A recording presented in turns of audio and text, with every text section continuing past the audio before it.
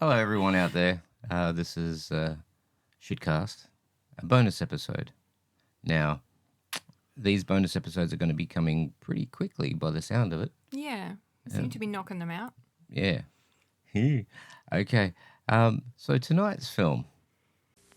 A New York City detective in search of a killer is about to disappear into the night.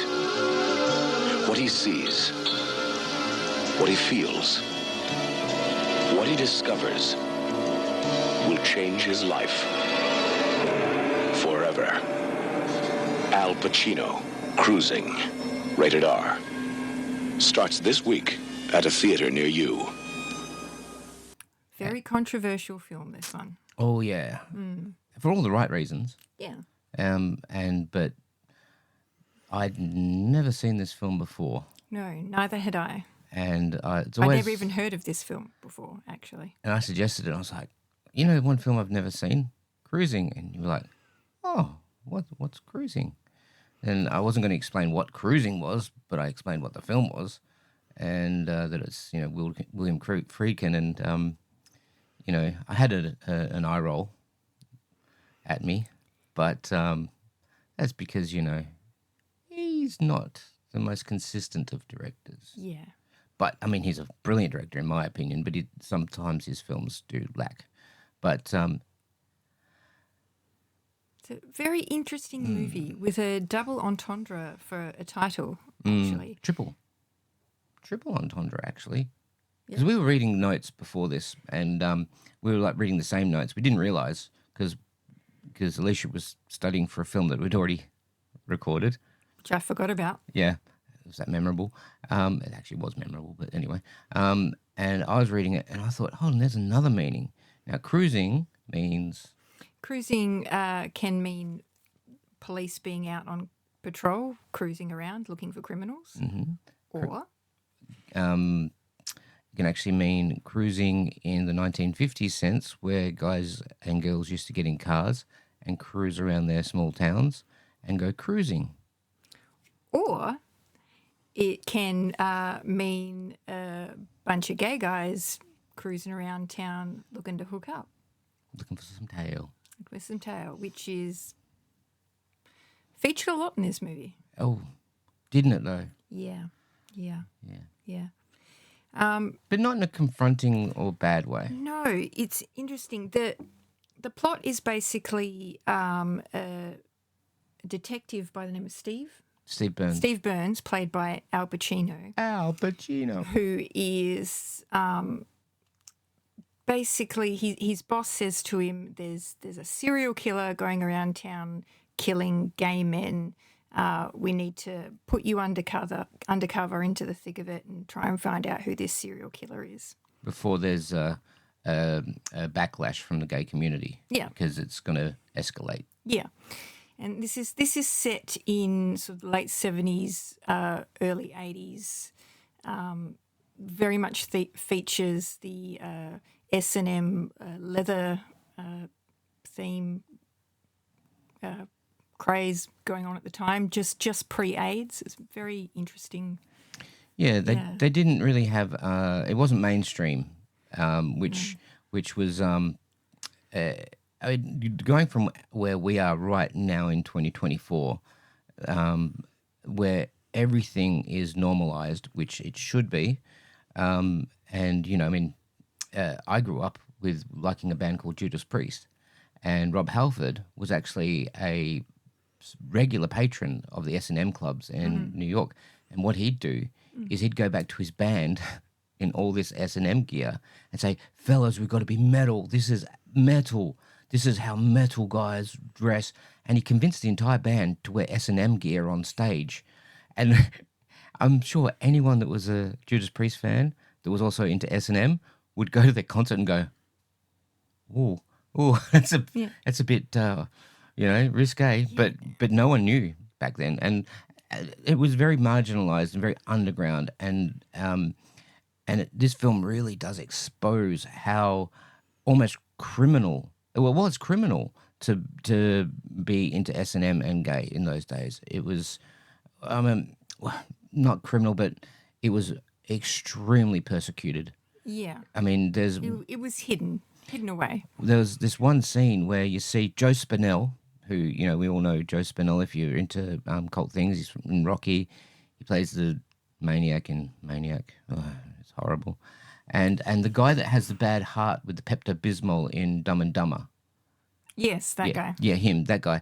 They play cops that pick up these two gay guys coming out of a club. Well, actually, they're trans, and they're walking out of a club, and they say, you know, get in the car, because like they've obviously been informants before or something like that, and they say get in the car and all that kind of thing, and like they're trying to shake down some information out of him, and then he says, I can't remember the line he says, but it's literally the most on the nose. Like, you're going to come to my front seat and give me a BJ. Which he does. And it's just like, I'm thinking, oh my God, I don't think I've seen this in a film before. Yeah. I mean, this poor guy tries to then report it to the police, and they don't care. They don't care. They don't care.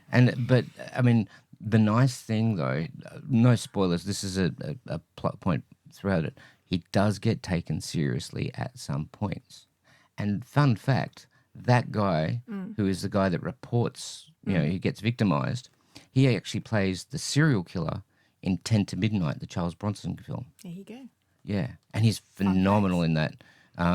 That's another very disturbing film around about this time that deals with, you know, basically horror tropes in a matter-of-fact, in-your-face way. And I thought 10 to Midnight was fantastic. That blew me away earlier this year.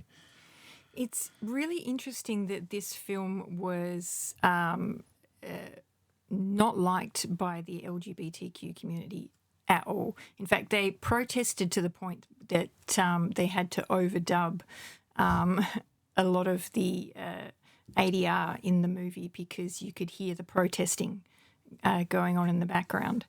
That wouldn't happen today. Yeah, and on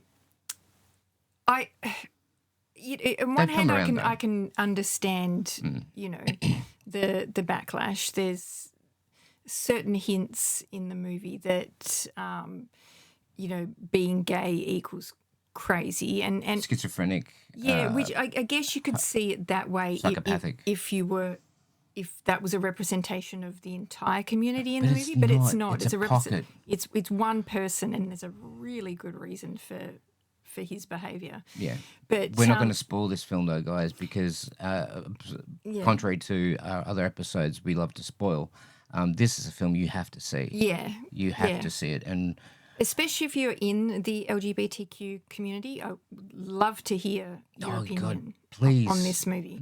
We should take it over to our friend's place and watch it in a party. Yeah. Because I'm sure... I want to know, is there a reason to be offended by this movie? I mean, they've done a turnaround in the LGBTQ community towards this film in the last, you know, since it's been made. There has been a lot of reconciliation and understanding. There has, but there's still a lot of criticism. And it's interesting because there are scenes in this leather bar where there's a lot of S&M going on. Are you talking about that scene I think you're talking about? Yeah, I'm not going to go into details as to what you see in there. They actually had to cut a lot of footage out of that scene.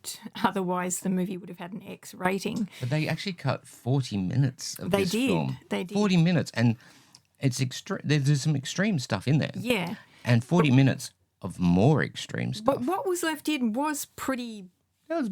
Woof. I was going to say, it was ballsy. It was ballsy. Yes. And there was a lot of criticism about that scene in particular, which was interesting because it was filmed in an actual leather bar, and the people that were in that shot were not actors; they were extras. They were all gay men who frequented that bar. There was one bar called... They were showing stuff that was actually happening. Yeah, there was one bar called the Ramrod, which was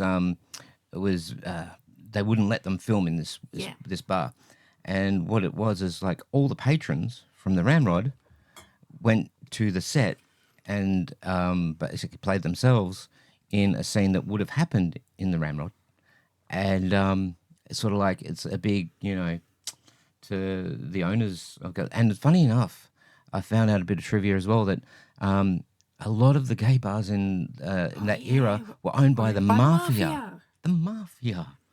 You know, and that's, I mean... Hey, those guys knew where the money was at. Well, yeah, and the thing is, like, very stereotypically, the mafia has been portrayed as very homophobic, extreme to the point of, like pathology. Yeah. And just to know that they're the guys and gals that actually own these bars, is like, that's a big eye-opener for me anyway, because I was thinking, well, never the twain shall meet. Yeah. You know? But the overarching... critique is that the movie portrays gay men as being attracted to violence, and not only that there's something wrong with them. And we were watching that movie very carefully with that in mind, and I didn't see that. Nothing at all. At all. I thought it was a cracker of a movie. Yeah, it showed a pretty accurate representation of an early 80s leather scene. It showed a pretty accurate representation of, underground cruising and gay beats. I have some friends who know exactly what I'm talking about. The thing I did like as well is there's a relationship. The main characters are Al Pacino, Paul Sorvino. There's a lot of James Remar's in it. They're all fantastic. They're all brilliant, and Nancy Allen's in it as well. And she actually plays Al Pacino's girlfriend, and he jumps at the chance to be go undercover, and you understand his motivations as the film goes on.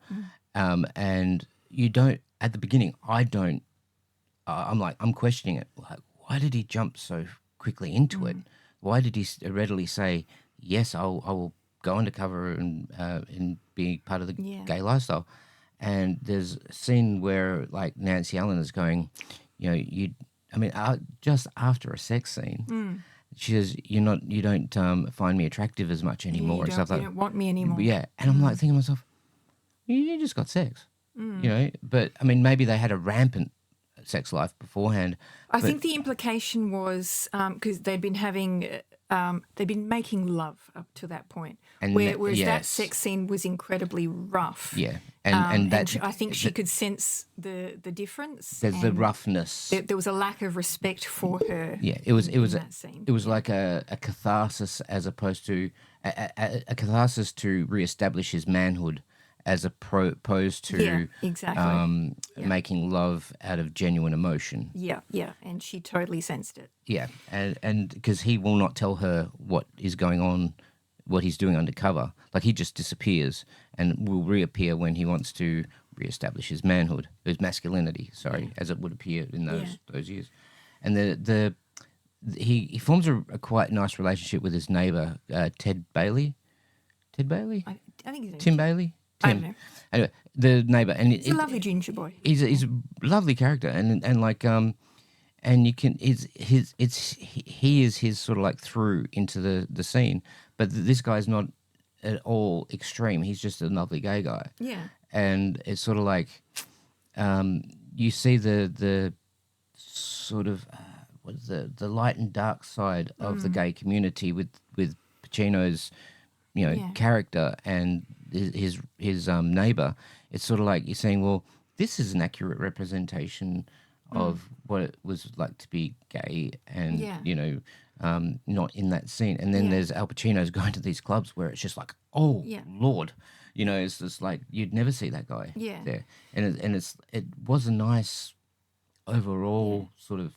I mean, don't get us wrong. There is a lot of violence. A huge amount of violence. Huge amount of violence in this movie, and it's good. One could understand if you've got your back up, and you're already thinking you're a minority, and you're thinking, oh, they're coming for us. And if you watch this movie, I could see people going, wow, they just think we're all violent pieces of shit, or psychopaths, or schizophrenics. Yeah. And there's it's like, but I implore you, watch it carefully, open-minded, and like I think Friedkin was actually going for is like showing that homosexuality was not abhorrent. It wasn't something that was different. It wasn't something that was something to be feared, as opposed to a serial killer is someone who's meant to be feared. Yeah. Yeah, that's a person that's meant to be feared, not a homosexual, because he shows the nice guy and all that kind of stuff. So he's sort of like, he did give a balanced view of the entire community. Yeah. But he really, when the deaths were occurring, whoa. They were gratuitous, but it was impactful. That's what it was like. It was impactful. Very impactful. And I find it surprising that critics are saying It's disgusting. It's disgusting. It's gratuitous, and Hostel's worse, guys. It's homophobic. It's like, why is it homophobic? Just because this particular serial killer is killing gay people? That happens. That has happened. It's happened very recently. Well, Many in Sydney, times, Sydney, in 1980, there was a gay guy that got killed by a Jeffrey dismembered- Dahmer loved his boys. Yes, he did. Come on, it happens. So Unfortunately, I'm going to say something that's not great. It's equal opportunity when it comes to serial killers, because they will kill anyone that comes across their path. Exactly. But If they get a hankering for something. up until this point, the gay community hadn't been represented in that way, and I think it was a fantastic idea to do so. I mean, there's films like Hellbent, and have you seen that, Hellbent? No. Okay, there's a lot of gay-themed horror films out there that are just mad good, and they don't get the love that they deserve because people shy away from them. I mean, I got to admit, I shied away from this film until we saw it 2 weeks ago, because it was always one, you couldn't get it. You could not find this film in video stores when I was younger, but if you could find a copy of it, it was the kind of film that would be like forbidden fruit. It was actually at uni. They actually had a copy of it, and I'd rented it out. I didn't get to watch it because I had to take it back. But the thing is, I've had a copy of this for a long time, and it wasn't until that I think I felt reconciled on the fact that it's not a film in a negative representation of the community. It's a representation of a killer, which is the abhorrentness, is the killer. And having my Chewbacca here, watching it with me, it's sort of like, it was like a really, I don't know, what would you call it? It was a kind of screening where you want to watch and you think, why have I not watched this film before? Yeah. I'm an idiot. There's nothing here to offend anyone, and if you are offended, you're bringing something to it that that's your. Well, your we thing. can't go that far because we are straight. That's why we're saying any of our friends in the gay community. I'm sure it's offensive in some ways. If you haven't seen this movie, in the one way actually, yeah, in one way. you watch it and Sorry, I take you that back. find something to be offended by. Put it in the comments. Please comment. Let us know. Comment, like, and let us subscribe. know. No, but seriously, comment. We want some dialogue here, because Yeah. we're not fully into that community. So we're not into that community really, but you are. We're on the outskirts. Yeah. Yeah, we're honorary. I'm an honorary. Yeah. That's what David said I was when we went to Bali. Yeah. Right. But it's like, this film does offer a plethora of ideas to discuss, and I think it's being ignored. I think it's just been a forgotten film. Arrow's gotten a great release of it a couple of years ago, restored. Yeah. The 40 minutes, Friedkin tried to reinstall those 40 minutes, but unfortunately they're gone. United Artists apparently has destroyed the footage, which sucks. But there's a really interesting project that James Franco is actually a very interesting filmmaker, because he did a project where he did interior. I can't remember. It's called Interior something, and he tries to recreate the 40 minutes that were deleted as a movie. And Really? Awesome. Yeah, and I want to watch this now, because like he's a very what you call it? He's not afraid as a filmmaker. He'll do weird stuff, which is great. And weird stuff on film and off camera, apparently. well, you know, people are strange. But it sounds like a great exercise, and I'd like to see this. The one thing, though, that got me really pumped about this film, and I loved it. I turned to Alicia and I was like, man, there is so many punk bands on this soundtrack. Because I'm used to, like, if you watch gay-themed movies of the 80s or something. A lot of dance A music. lot of dance music, a lot of Yeah.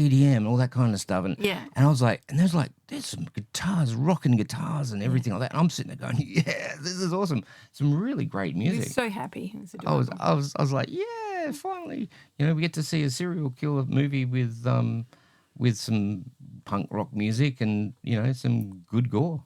The other major critique of this film is the ambiguous ending. Now, we're not going to give it away Oh, for no, you. don't. No spoilers here. No one spoil it in the comments either. If you do comment, But please. yeah, it has a very ambiguous ending, and We know what we think. yeah, And you can private message us and we'll discuss it. yeah, but I can see why that would annoy some people. But personally, we thought it was fantastic. The kick-ass ending. That is one of the best. And within its ambiguity, the actual it was a clear message for us. We thought, Well-defined conclusion. yeah, But I loved it. I really, really loved it. yeah. So, what's your takeaway for the movie? Takeaway, as in my takeaway, is it's a film that should be watched, should not be ignored, should be embraced, should be talked about, and should not be feared. Yeah, I think it is really a part of queer history, and a testament to how frightened Hollywood treated minorities back in the day, and a fascinating snapshot of club life just before the AIDS crisis hit, because this is literally just before the AIDS crisis hit, and yeah, what a, you know, It's a nice snapshot. S&M aside, if you're not into that kind of thing, you know, what a joyous way to live, and it's a shame that had to change. So Yeah, it is. It's a lifestyle that obviously I'm not experienced in at all, but man, they had some fun. They had some great times. Bloody hell. You know, just to go in there reckless abandon and do whatever they wanted. Wow. yeah, and you do see some of it in the movie, even without the footage Okay, that is. I'm going to quote another movie. There's always time for lubricant. There's a hint for you. Big time. So, what would you give this out of 10? Oh gosh. Because we're not giving awards as such tonight. No, not for our bonus movies. I'm probably going to give this a 9 out of 10. Well, we are on the same page. It's not a perfect film, but it's It's close to perfect film. a very good The film. ambiguous ending just it's sort of like the chef's kiss or the icing on the cake. Yeah, there's just a couple of pacing issues that Might that 40 minutes in it though might have actually helped make the knows? pacing issues Who knows? better. But yeah, 9 out of 10 for me, definitely. And please, whoever owns the rights to it, please release a 4K with some great extras, because the DVD's out of print now.